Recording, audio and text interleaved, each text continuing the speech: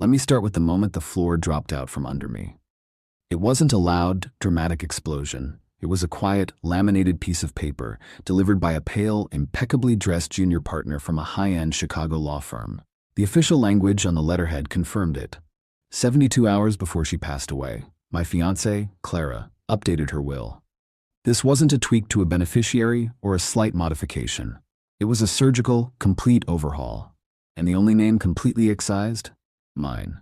Every asset we'd built together, everything we'd planned for our future, the condo, the retirement accounts, the vintage Mercedes we spent 5 years restoring, even the ridiculous velvet painting of Elvis hanging in the garage, it was all gone. Redirected. Not to a family charity or a distant relative, but to a person I didn't even know existed 6 months prior.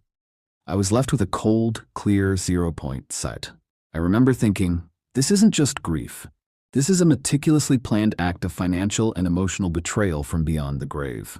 And trust me, what she did next was far, far worse than just cutting me out. For 12 years, Clara and I were the kind of couple people rolled their eyes at, not because we were sickeningly sweet, but because we were a unit.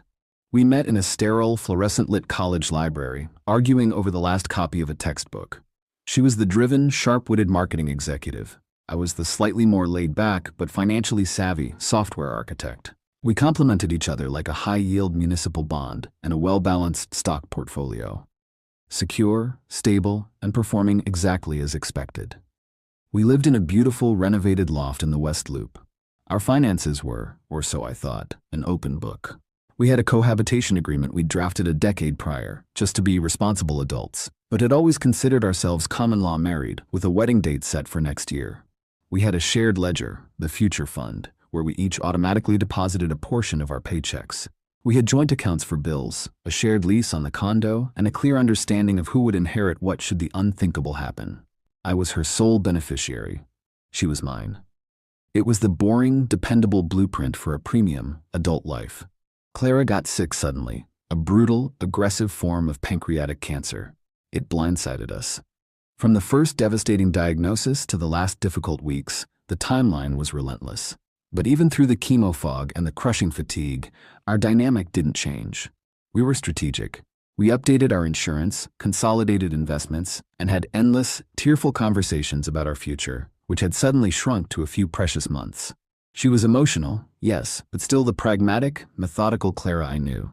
That's why, when I got that laminated letter from the lawyer, the image of my calm, rational fiancé sat in perfect, horrifying contrast with the betrayal it described. My first action wasn't weeping or screaming. It was a search.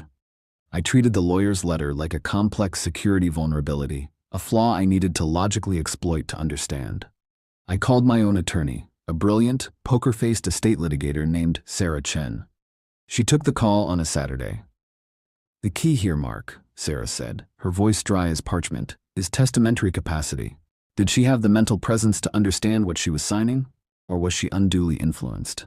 We need to look at the witness signatures." That led to the next shock. The will wasn't witnessed by her long-term best friend, or her parents, or even the notary she always used. The two signatures belonged to a Dr. Elias Vance and a nurse named Maria Rodriguez, both listed with the same address, the Serenity Pines Hospice Facility. The document was executed a day after she was moved to palliative care, heavily medicated, and in severe pain. But the most critical piece of the puzzle was the new beneficiary, Ms. Penelope Shaw. I Googled the name. Nothing. Sarah's firm dug deeper.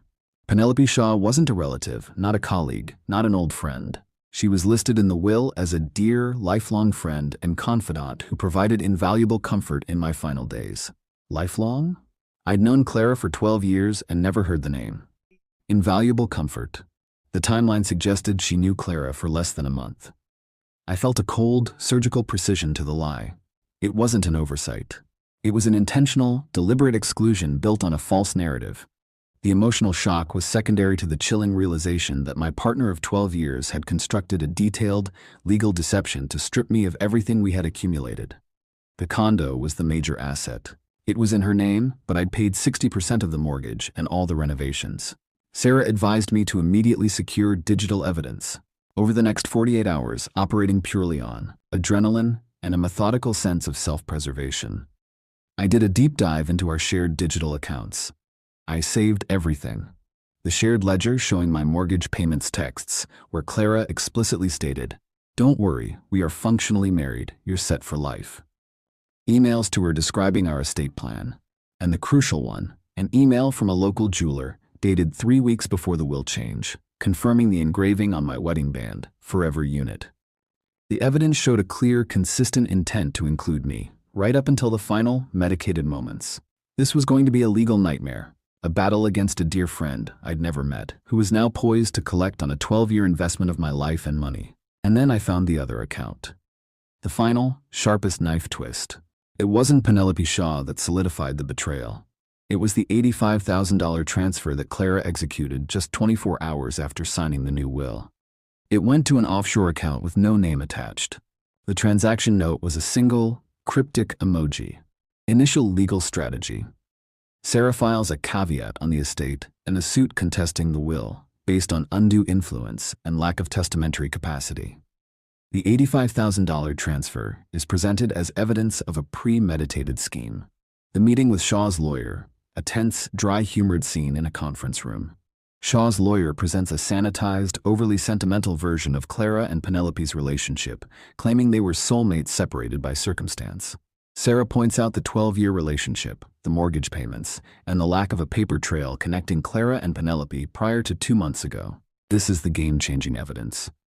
The confrontation with Penelope Shaw, a brief, public encounter outside the courthouse. Shaw is surprisingly young, impeccably dressed, and looks more irritated than grieving.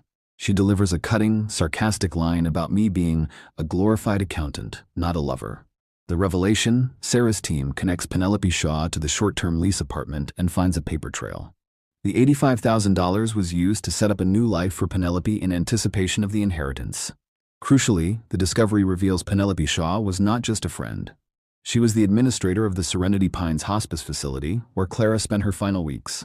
The invaluable comfort was a carefully executed con. The doctor and nurse who witnessed the will were her employees. It was a financial scam exploiting a vulnerable, dying woman. The legal takedown, the evidence of the short-term lease, the $85,000 transfer, and Penelope Shaw's position as the facility administrator is overwhelming. Sarah argues that Shaw used her professional access to manipulate Clara, who was heavily medicated, into signing a fraudulent will. The witnesses were subordinates. The legal term for this is clear: elder abuse and financial exploitation. The settlement, facing criminal investigation and a sure loss in court, Penelope Shaw's lawyer proposes a settlement. The new will is invalidated. The estate reverts to the original will, where I am the sole beneficiary. The $85,000 is returned after a fight. The legal battle took a year, but I won everything back, including the vintage Mercedes and the ridiculous Elvis painting. Emotional closure and reflection. I don't feel vindicated. I feel empty.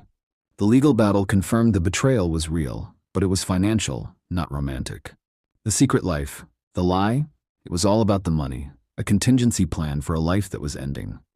My grief for Clara is now mixed with a deep, unsettling sadness for the person she became in the end. The lesson. I sell the loft. I set up a new, highly detailed legal structure for all my assets.